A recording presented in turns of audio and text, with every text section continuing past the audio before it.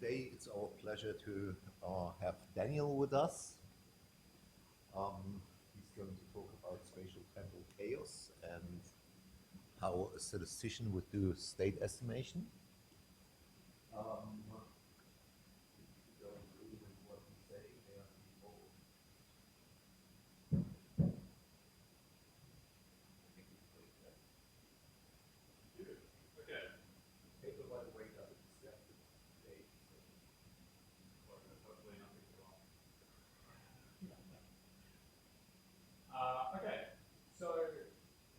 State estimation, spatiotemporal chaos, realistically what I would call it is a low rank Bayesian smoother for a chaotic system.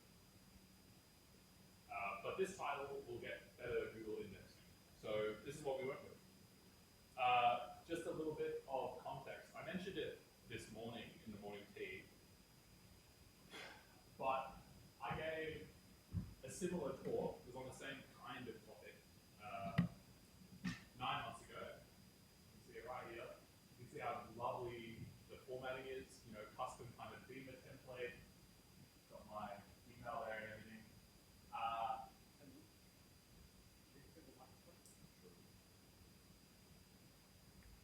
Do I need to do anything else to make sure it's recorded?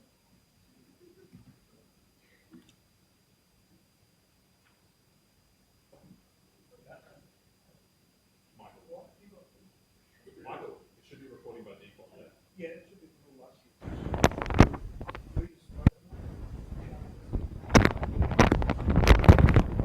Whenever you have a problem. Hopefully you don't. That would be awkward. Publish in the journal. That's why.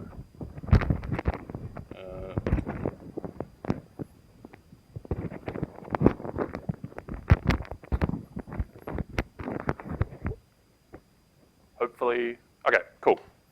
So I'm going to give a quick refresher on some of that content, try and summarize it a bit nicely. Hopefully it's digestible for what comes. Because I think the process that this project took for me is in and of itself interesting. And I get to decide what I talk about, so that's what I chose to talk about. So yeah, these are things that I have discussed before, some of them. Okay, so the first thing I want to talk about, this overall idea. What exactly are we doing? One sentence, StatFEM for misspecified models. So statistical finite elements for misspecified models. So the idea is there exists, you know, some system in reality, and we assume that our models suck, because they always suck, right? So what we do is we take a model of it, so a PDE in this case, right? And I've written up there the one-dimensional Kuromoto-Sivashinsky equation. And we add a Gaussian process to it. So I just put a Gaussian process on the right-hand side, right? Now, what does that actually mean?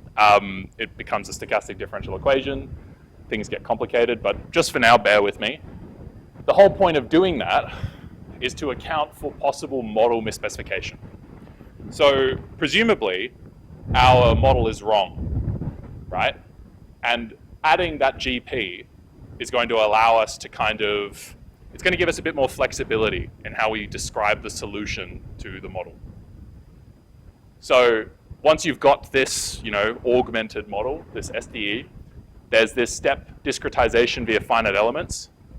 It always goes in the appendix, and it's a lot of equations. So I've just written one there, but it just involves turning that strong form PDE into a weak form, some variational kind of methodology, and then projecting onto a finite element space. But the end result is this more important bit down here. It's some kind of state space model. So there's two equations here. One is the updating step for the dynamics, plus some noise. And the other is an updating step that maps from your solution to the space where observations live. And the beauty about this kind of statistical model is the fact that you can then do data assimilation. So if I make a prediction about what the PDE looks like, or the solution at this current time step, and I make an observation, I can then correct my prediction based off of the observations using that model. So how do those corrections look? What is the process to actually calculate them? There are these things called the filtering distributions. P of un given y 1 to n. In natural language, I would just say this distribution is the probability of seeing a state un, or u at time n, time step n, given all the observations from the start of my simulation interval to that point in time. So it's my prediction given all the data I've seen up until now. And yeah, if you have a linear model, everything's Gaussian, there's a little algorithm there called the Kalman filter, and that gives you the optimal solution. Okay, that's cool. What's the problem, right? So often, we aren't just interested in these filtering distributions, but instead something called the smoothing distributions. So a filtering distribution answers the question of what is the best belief I can make about the state given all the data I've seen up until now. But a smoothing distribution is going to tell you what's the best prediction about a state given all the data within a given window. They're a little different from each other. Obviously, if you're conditioning on more data, you're going to have a more accurate looking trajectory. You're using information from the future, and you're going to get a better quantification of uncertainty. And if you have a linear system, this is the optimal way to do it, otherwise known as a Kalman smoother or Richtungsstribel smoother. I said that right.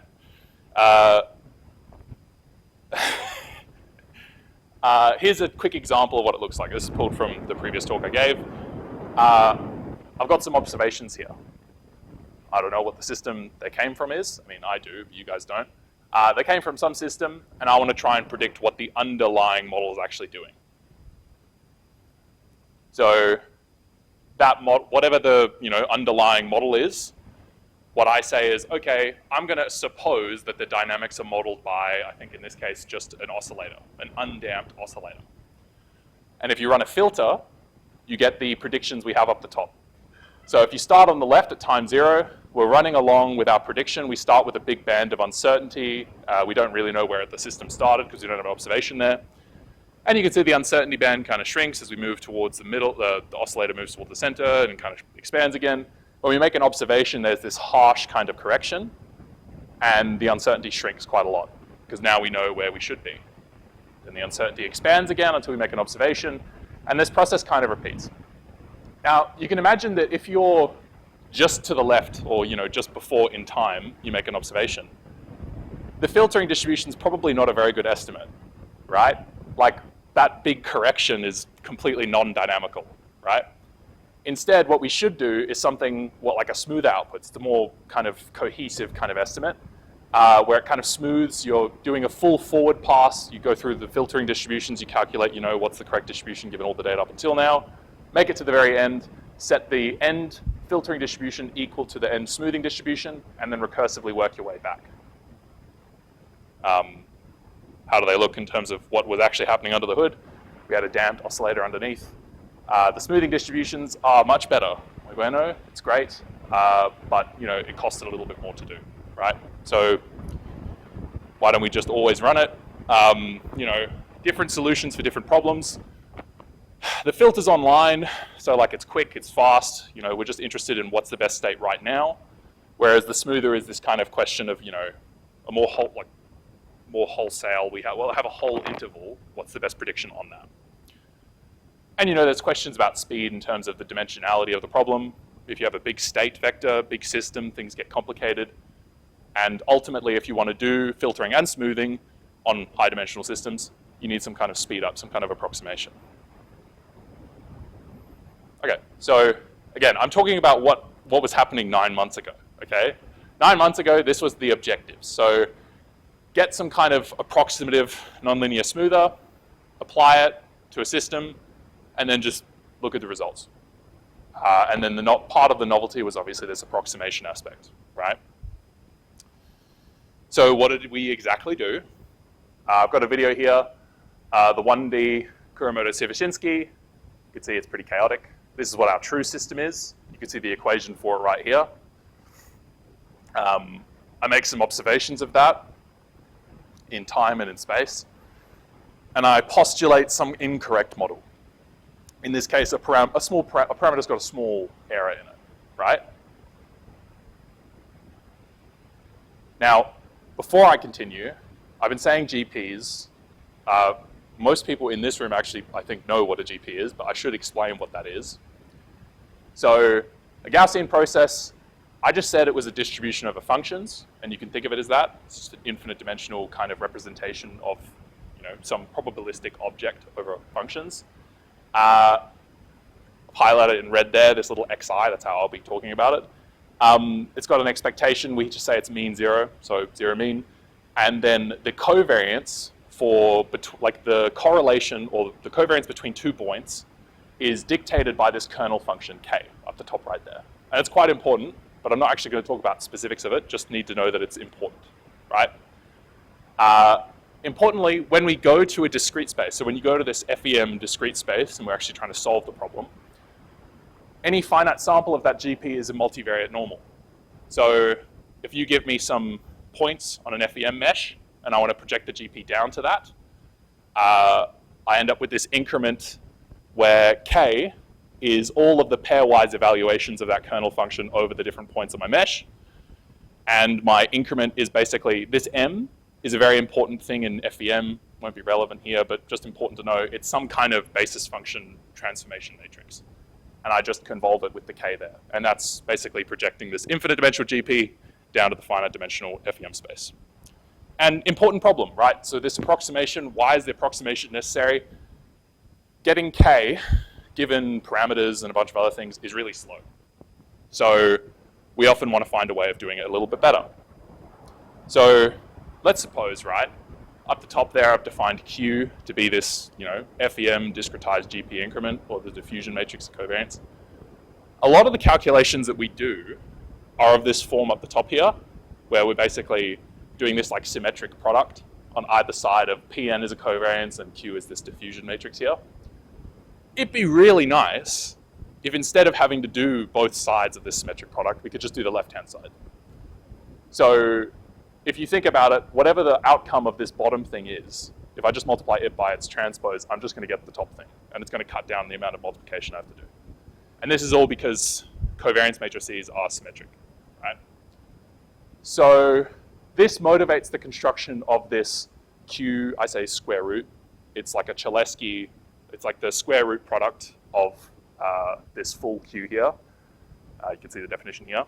Importantly, I want to pay attention to the dimensionality here. So the construction of Q to the 1/2, it's going to be a matrix, n by n, right, naively. But perhaps it might be possible to truncate, in some sense, the number of columns. And what that has a correspondence with what's happening in the geometry underneath. Basically, you can imagine, since these matrices are symmetric, they can be diagonalized. And so what I'm saying is basically, can I construct a representation of the kernel matrix from this GP that only takes into account some of the principal directions of variance? Because it's diagonalizable, so you can get a column of eigenvectors, diagonalized matrix of eigenvalues. And I'm only interested in the principal directions of variance, because more often than not in a lot of these problems, a lot of the directions are just not important. So there's some dimensionality kind of matching up the top there. I want to construct, like if I have Q equal to this diffusion product, realistically, since I'm already convolving by M, I'm more interested in the low rank product of K here. So, you know, what's one way of doing it? I mentioned eigenvectors and eigenvalues.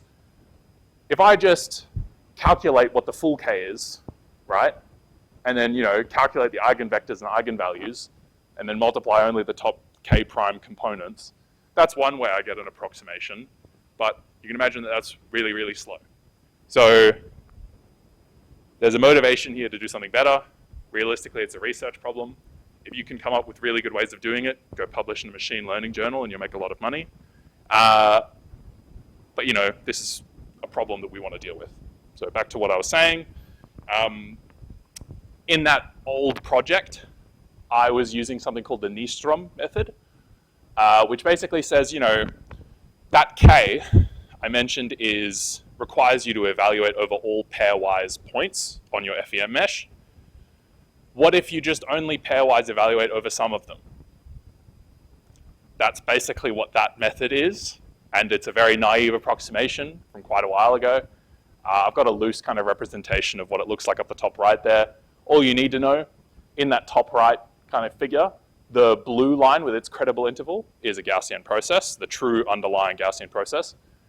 And then this orange kind of thing with its mean that's dotted and the big, orange bands, that's the Nystrom approximation.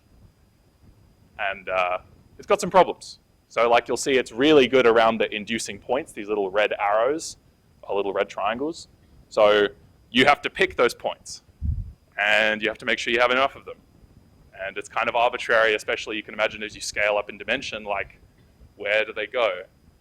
So anyway, in the old version of the project, I just did that. And then, we've got everything we need, run a filter, run a smoother, get something like that. Hey, look, RMSE of the thing I'm making is lower than what it was before. Isn't that cool? And that's kind of what you would expect. And the last part of that project detail was kind of trying to analyze what's really happening. And I tossed and turned on this. The slide I put in the previous talk, I wrote here, idea number 2. Maybe the smoother is never going to give us something completely new, but maybe it can give us something unexpected. Is the primary direction of uncertainty in the smoother ever novel given the filter? That was a question I was interested in, right? And just to put that again in a different way, maybe, I'm doing this forward pass where I estimate a bunch of filtering distributions. I do a backwards pass where I estimate a bunch of smoothing distributions. I look at the covariance matrices of all the filtering distributions and all the smoothing distributions. And I'm basically trying to figure out how does the principal directions of those uncertainties relate to one another? Is there something there that's of interest? And I came up with this alignment metric. I had a bunch of figures, and I think Shannon, if I recall, Shannon asked me, can you please explain what is exactly happening here? And I had some problems with it myself. I wasn't really answering, in this low rank approximation paper, what's the relationship between rank and performance, which would kind of be the whole point of it. I wasn't really interpreting it in the context of the dynamics. I could show the directions of alignment in those uncertainties, but I wasn't really doing anything with that. I just had the directions. In terms of novelty, the 1D KSE, it's been examined many times before, and that's not bad. Using a model that a lot of other people have looked at is good because it means you have things to compare to. But it wasn't that interesting to me. And that Nystrom approximation is kind of basic given how far the literature has come. So, time passes. So I think after I gave that talk, I got the reviews back for another project, and the reviews were major revisions. So it took several months for me to redo that project. And so basically there was several months, maybe 3 months break, where I was just kind of stewing on this idea. How do I make this interesting?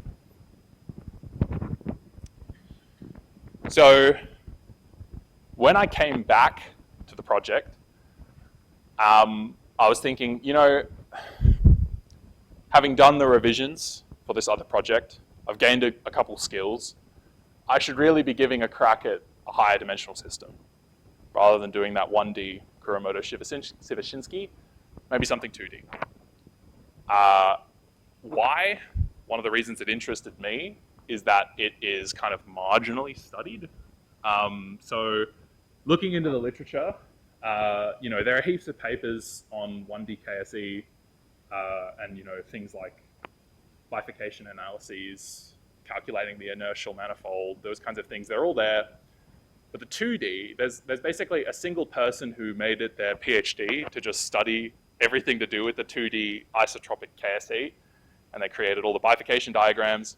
And what's really interesting there is that person, I think it's Caligier is their name, they're basically on any paper to do with the 2D KSE. So, it's a really interesting system, and it's really chaotic, and, I think I've got a video here, what it looks like. So this is the isotropic version. Kind of looks like looking at the bottom of a pool. But it's like I had a perfectly symmetric, so it's periodic boundaries. I had a perfectly symmetric initial condition, but numerical deficiencies just kind of throw it into chaos, right? Looks really cool. So maybe we should look at that instead. So in my search of, what kind of formulations of the 2D KSE exist, what work has been done on it before, I'm fortunate enough to get a little bit of money and be a part of TIDE. And TIDE is all about looking at, applications of these methods in fluid problems. So there was this paper that came up, optimal control of thin liquid films and transverse mode effects. And basically, you can imagine there's just this inclined plate, and the plate has a bunch of little suckers and blowers on it, they're little holes in it. And this paper was trying to answer the question of, if we simulate a thin liquid film on the top of that plate flowing down, and we want to enforce a particular profile using the actuation of these blowers and suckers to change the profile, what kind of algorithm would give us the answer? And it's a really interesting problem. There's a lot of things going on in this particular paper. Reading through it, they talk about the derivation of the model that they're interested in, right? So they start with this Navier-Stokes, we're going to simulate using Navier-Stokes, make some assumptions, right? We move down to these things called the nonlinear Benny equation. The nonlinear Benny equation is we don't have firm analytic results for complete existence and uniqueness. So it exhibits finite time blowups. So they don't want to look at that, especially in an optimization algorithm. So they do some other fancy things, they look at only deviations from the mean fluid height and assume a moving frame of reference. And hey, down the bottom, they get it down to a Kuramoto-Sivashinsky, but with a small parameter that's kind of thrown in.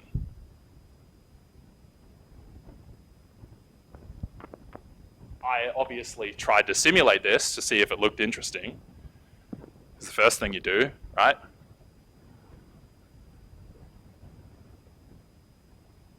I thought, yeah, that looks pretty interesting.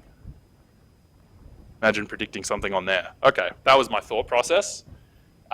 So let's actually look at what they're doing. So we've got this equation. Eta is the fluid height deviation from the mean, and we've got one parameter in there, simple, kappa. They reference it as a transverse stability parameter. They've obviously non-dimensionalized the whole problem.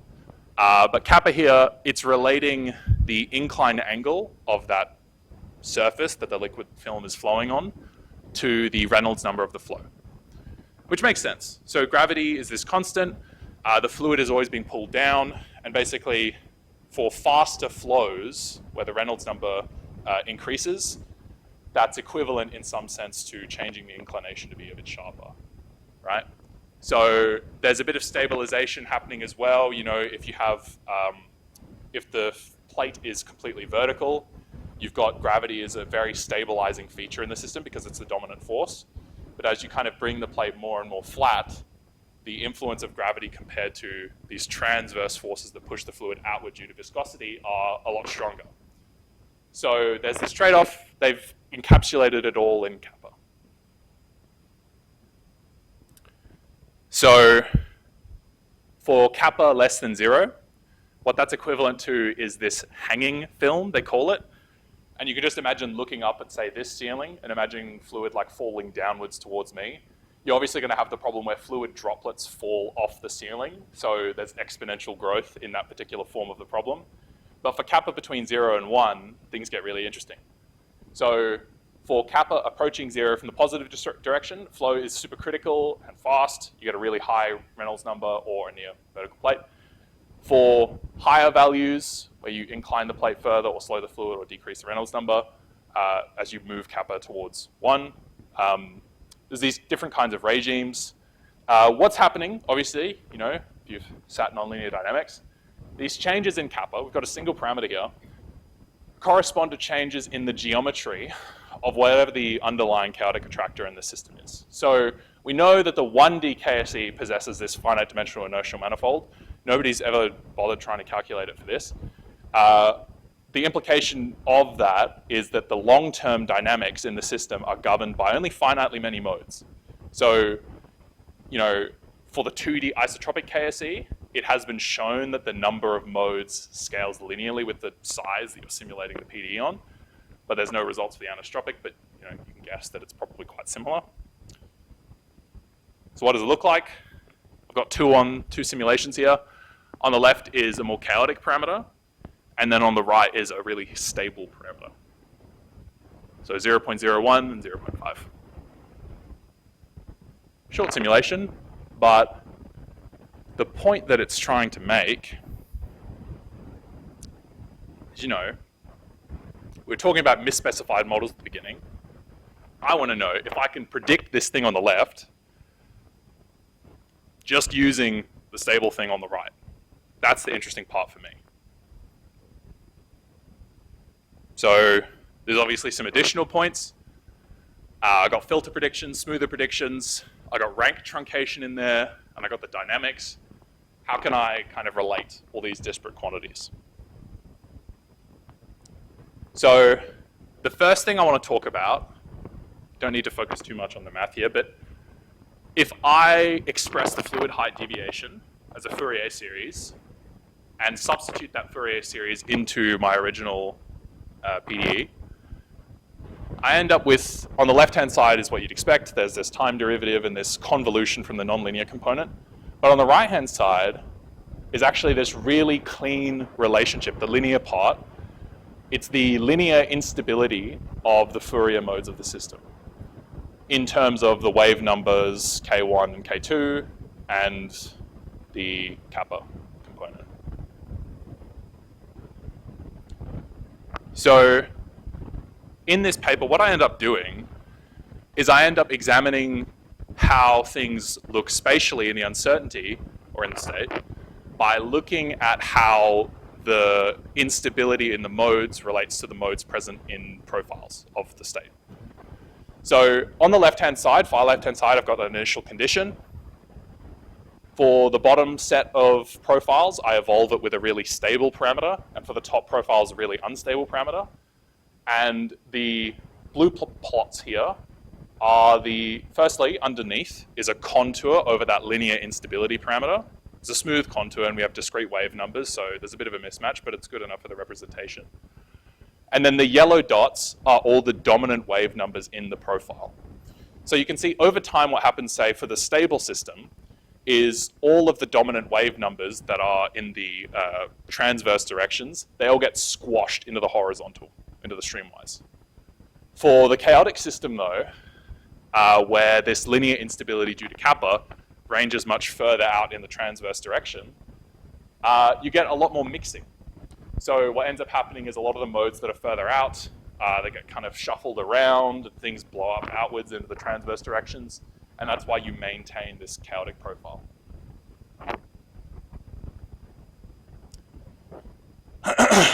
Okay, so why do we care about this at all? We want to know, is there a relationship between the number of unstable modes and a minimum level of truncation for our GP? It turns out in the literature, so this is something a reviewer commented on and I kind of dwelled on, there are results that connect the geometry of the uncertainty for chaotic data assimilation in perfect models. So this whole time I've been adding, a bit of model misspecification. I assume a parameter's wrong or something. But all the analytical results that exist are for models where we don't have that. So we have zero process noise. So, when the predictive model and true system have these different unstable, stable subspaces, what dynamical modes is a truncated prediction really going to track? And we've got a nice toy system. Let's see if we can give it a crack. And also, back to the GP part, I mentioned I used the Nystrom before, much nicer one here. I'm using the Hilbert GP approach of Solin, just in very abstracted terms of what that means. So the GP kernel, you can represent it via an infinite sum of the eigenfunctions and eigenvalues of that kernel via Mercer's theorem. The eigenfunctions on infinite domains are impossible to calculate though. So you have to change the domain you're working on. And Solin and Saka came up with this approach, sort of like, well, let's just assume it's bounded. Kind of easy. And when you do that, the eigenfunctions turn out to be quite simple. They're the eigenfunctions of like a Laplacian over the domain. And the eigenvalues, you can do some spectral magic, Wiener-Kinchen. They just end up being the evaluations of your spectral density at the discrete wave numbers on the domain you're looking at. Anyway, okay, so the system has some dynamical behavior. It's a 2D system. How do we even approach state estimation as a performance? How do we measure this? So looking at the system, I just threw out a couple events that I noticed. Right, we've got loads of behaviors in the sort of mixing that's happening in the state. So on the left-hand side here, I've got two scallops. I've got a scallop, that splits into multiple due to that transverse instability. In the middle, I've got scallops that merge. And then on the right-hand side, I've got a Burger's shock, which is just a particular component of the nonlinearity in the system, where you have a real steepening of the gradients. And we want to analyze the performance of this filter and smoother around these events specifically. Some quick computational points. So we have a true model with that chaotic low kappa. I have a predictive model with a very stable, almost converges to 1D dynamics high kappa. I make some observations, add some noise. So in this case, observations every 7 time steps or so. So there's a bit of time in the middle for our wrong predictive model to try and move to this stable manifold. The spatial density of the observations is in a later plot. The standard deviation is quite high of the noise. So, the max amplitude of the signal or the state profile in the true state, in the true system, is about 2, and averages around 1.5. And the standard deviation of my measurement noise is 0.3. So signal to noise ratio is pretty high there. Oh, sorry, pretty low. We run our filter and our smoother for various truncation levels. So, the state vector has 11,000 entries because we have to use a splitting approach to handle the 4th order hyperdiffusion in there. A single time step's full rank covariance is around 1 gigabyte of space. If you're working in weather models, it's not great, it's not terrible, right? It's not really that bad at all. I'm just running this on my laptop or on the GPU box in my office. It's really not that bad, but it's used as a toy example for higher and higher dimensional problems. The truncation, though, is really effective. So, if you set k prime to 128, so you can imagine now, if you think of those shapes I had before, instead of having a k that's 11,000 by 11,000, I've now got this low rank Cholesky square rooted version of that that's just 11,000 by 128. So 98.7% reduction in size. And we want to see how effective the dynamics or how effective the state estimation is as we change that number. So here's a particular plot that looks really confusing, but I'm going to walk us through it. So those 3 events I had before, the splitting, merging, and Burger's shock, what I've done is I've basically calculated how much better or how much worse the filter did than the smoother, and how much more certain the smoother is about its predictions. And take a look at where the scallops are, so these kind of wave pulses, the high amplitude components of these waves that are shuffling around in this big state. Things tend to look pretty blue. The smoother's doing a better job, is what you'd expect. And it seems to be more confident. I think there's a single time where it gets something, it's slightly more certain, but wrong. That's not what you like, but for the most part, it tends to do pretty good. The other thing you kind of have to look at is obviously, what's the influence of observations in a state estimation? You're doing data assimilation. Like, if you extract the state estimates at particular points really far away from, a bit near to, and then directly on top of observations, you get these 3 time series coming out. And the filter, especially, it actually ends up that the observation locations don't matter too much. It's probably a result of the length scale correlation in our GP. I kind of fixed that for the whole time, because the length scale you choose for the kernel really affects how effective the truncation is. You can imagine that if you have a really short like a really short length scale in your GP, you're going to have to store more information in the covariance matrix, which just means you're going to need more ranks to do it. So I just fixed it for this. But, you know, around these sort of really big shock events, the filter tends to start moving away because it's so stable and it doesn't think that there's anything there. But that's exactly where the smoother is good. And as you get closer and closer to observations, like in this bottom plot, the correction that the smoother is able to apply in what limited cases where there are these shock events is really impactful. So in these kinds of fluid problems where you get phase misspecification in your state estimate due to data assimilation just being funny like that, the smoother is a real winner. Like, you really want to use it there. So here's a plot that the reviewer 2 made me put in, I think. No, it was reviewer 1. So obviously, one of the questions we had to answer is, how does rank truncation affect things?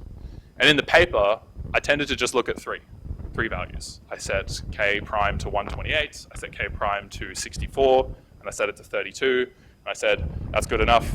We'll just generate things for that and see how it looks.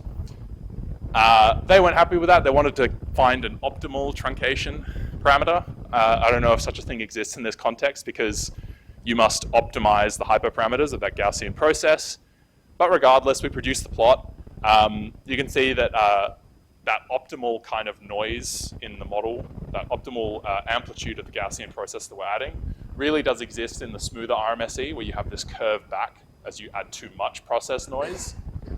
Whereas the filter, you know, when things are pretty wrong, adding a lot of process noise just means that your wrong model is going to think things are very wrong.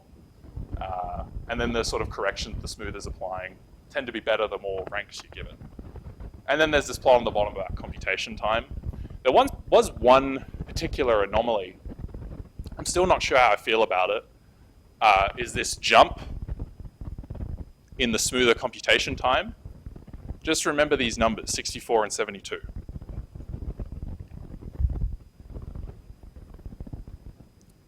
So up here is some of the spectral characteristics of the uncertainty. Specifically, the reason I went with these plots was kind of, you know, I want to know how the spectra is changing around an update. So in this common filter and the common smoother, right, we are moving, the common filter is moving along, and it's predicting, it's just kind of, you know, diffusing out with its wrong model.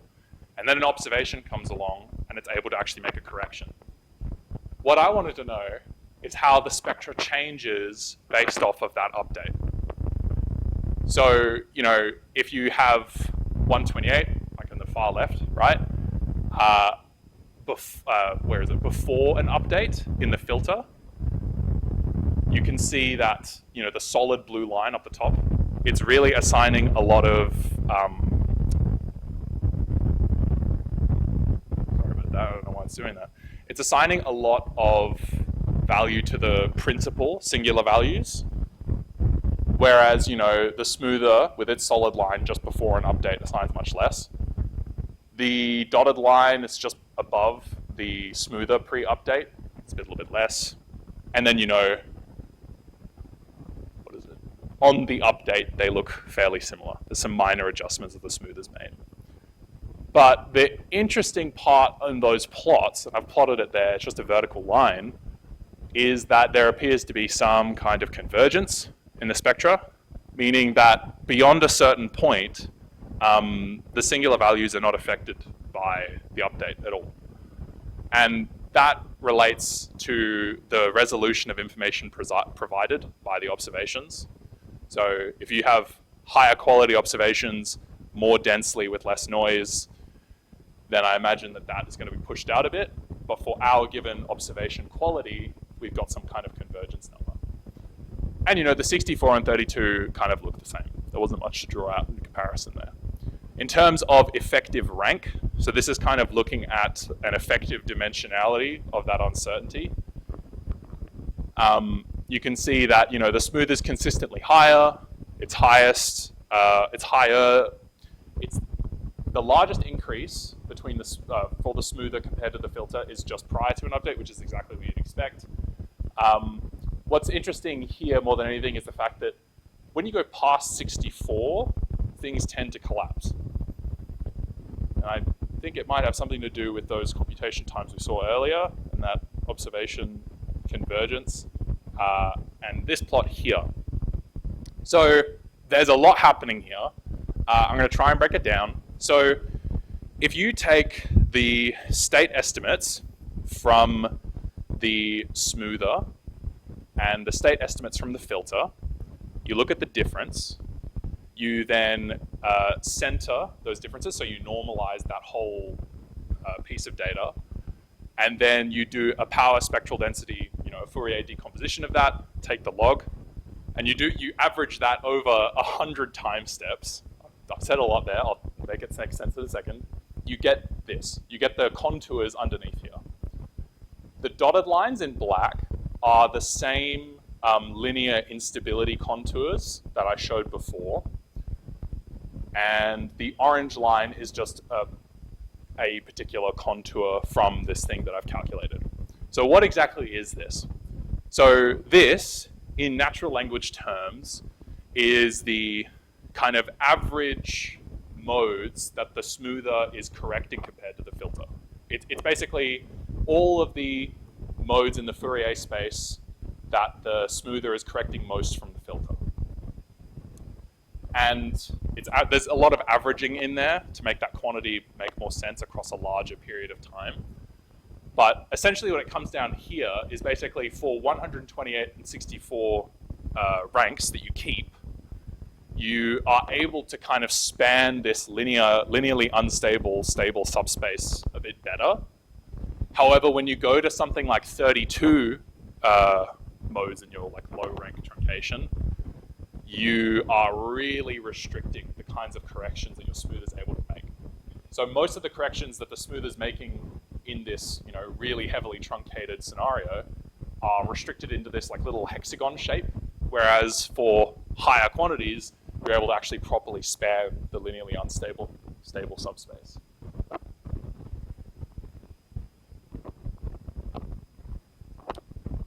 Okay, so there's a couple plots there.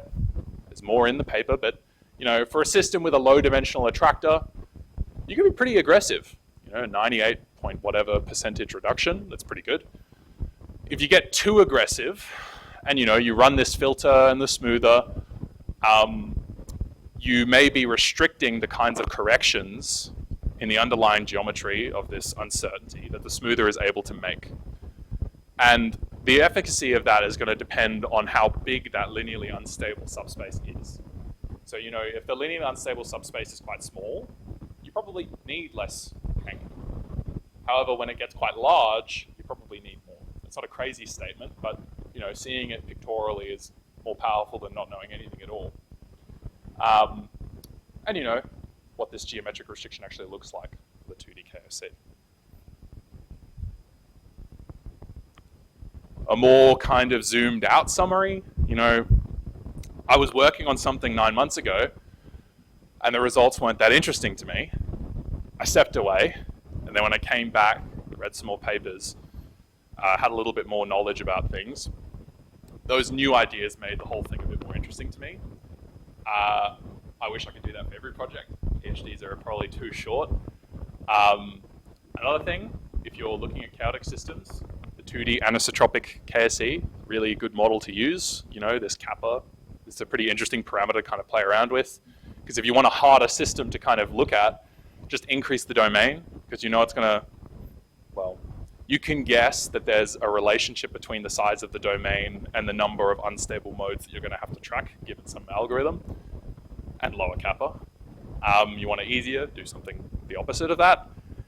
And then lastly, something we probably could have guessed without looking at any of this, smoothing substantially better than filtering for these more complex cases, due to the fact that when you have waves that are moving around and your filter is just kind of correcting based off what it sees at any given moment, for future information is really important for the phase of that wave. So knowing the position is honestly everything when it comes to state estimation here. And that is all I wanted to talk about. Thank you very much.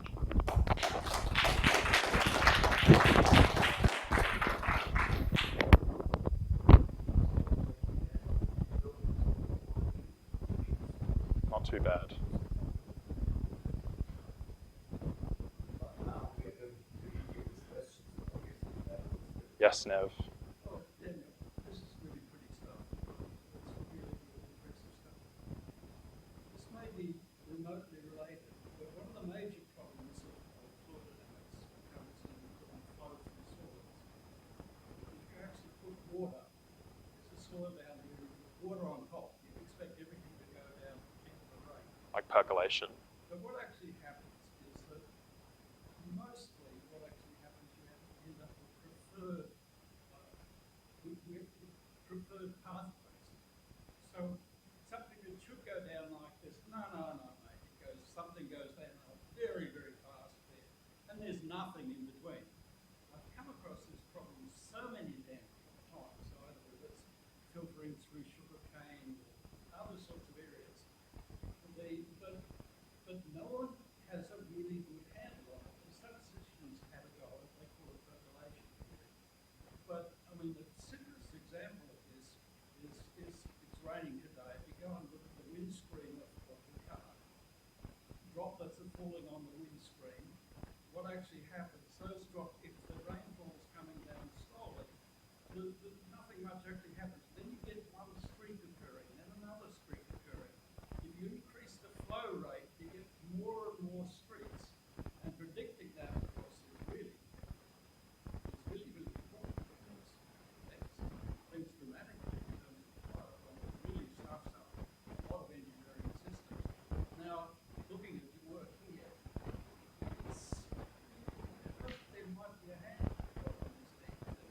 No one knows anything about it. I come across it, I might sort of steer it to the side and look for something you can damn do.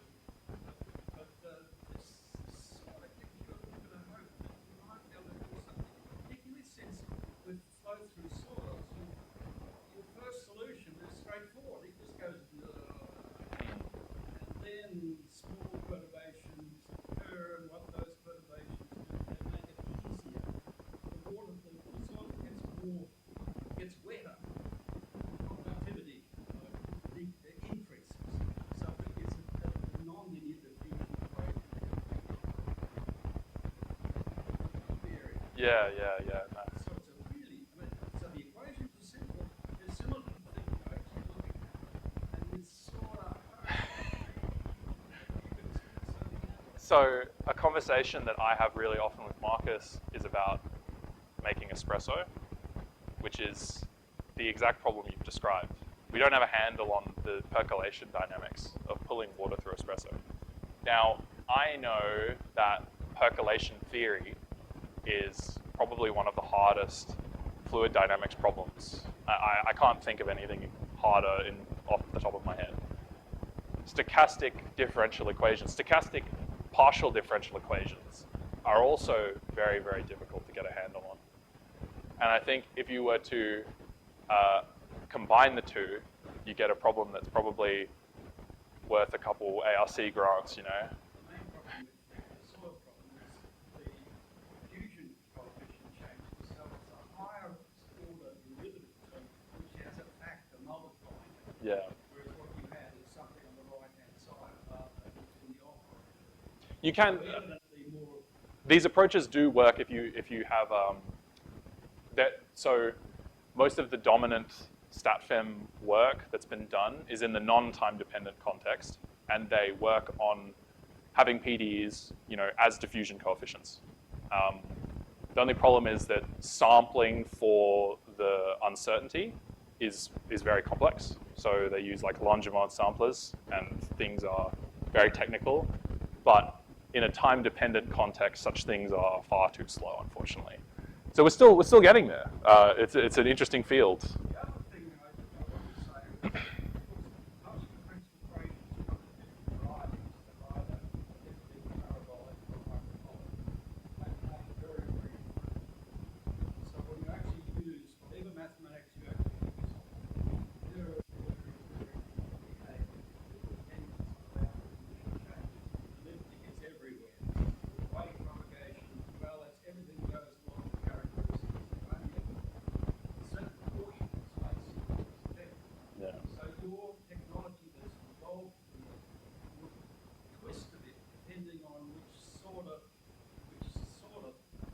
problem we're looking at. You're Yeah, dealing with, yeah. whether it's, and there are three, of course. Yeah. Hyperbolic, parabolic. You've been looking at parabolic. It'd be interesting to see how your technology would work on the others. Yeah. No, I agree. I agree.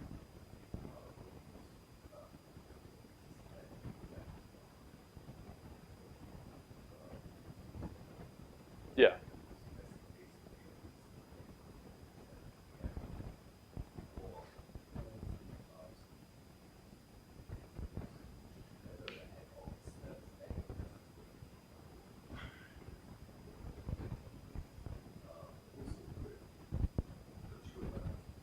I think that what's yeah, no, I think these things all work. Finite elements give you the flexibility to handle all of them, but these kinds of more dynamical analysis of the data assimilation methodology, I think, would be interesting in that context. Yeah.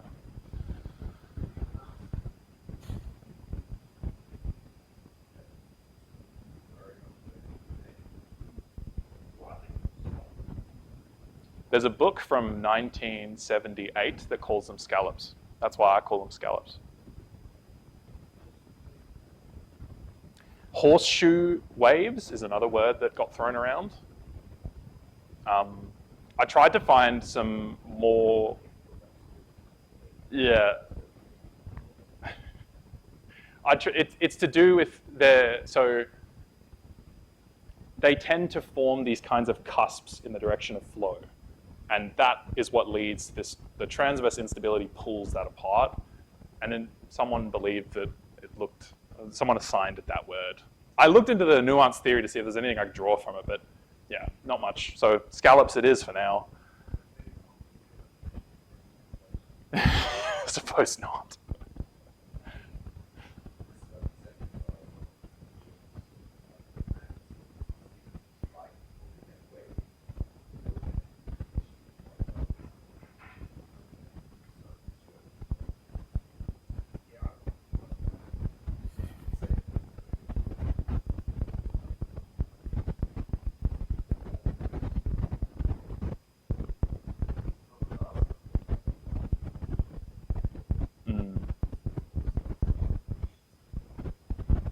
Lagrangian data assimilation.